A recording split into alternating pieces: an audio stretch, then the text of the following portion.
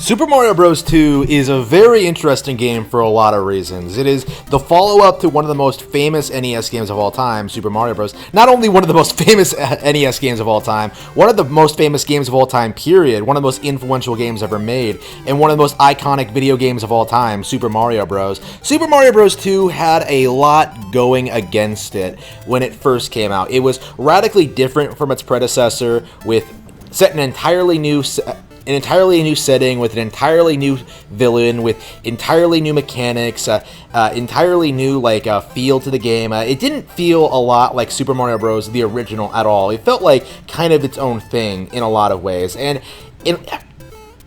this very could have easily turned out rather like Castlevania Simon's Quest, in which a lot of fans kind of felt this could be a downgrade, or maybe not quite as good as the original, or maybe like they went too far to make something a little bit different. But Super Mario Bros. 2 is so well made and so engaging that I find myself not minding at all that this game is not at all like the original Super Mario Bros. Quite the opposite.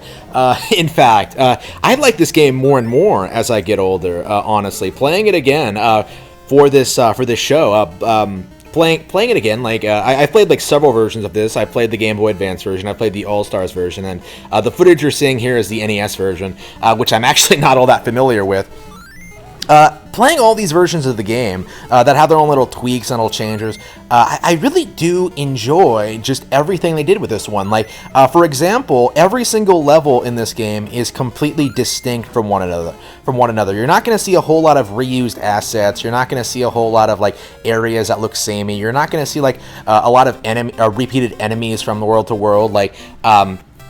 Every single room in this game almost feels like its own elaborate sort of thing, with its own obstacles, its own enemies to traverse, and situations to deal with. You're going to be bombing through walls. You're going to be getting chased by monsters while holding a key that you need to open a door.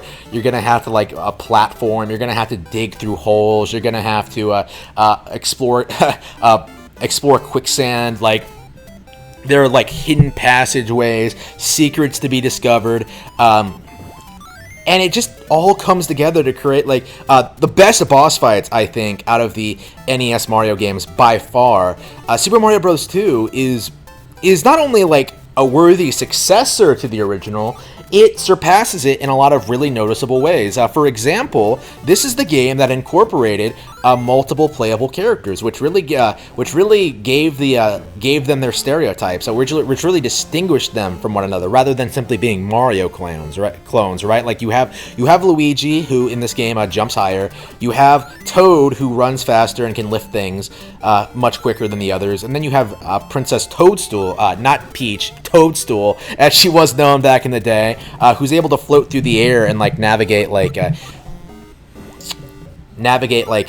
platforms a lot easier than the others.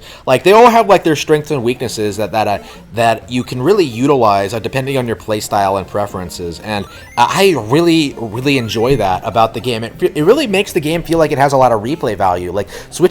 Trying to switch between characters in different situations will radically change your what happens and how you go about things, which really makes the game feel you can seriously play through the game with completely different characters every playthrough, and it'll feel completely different.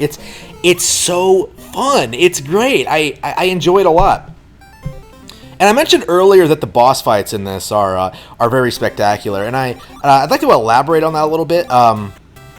They all have unique designs. They all have different ways to beat them. They all attack you in different ways. The sprite work is really good. They tend to have more going on than simply running past them and hitting the hammer. It's such a blatant upgrade over what we got in the original Super Mario Bros.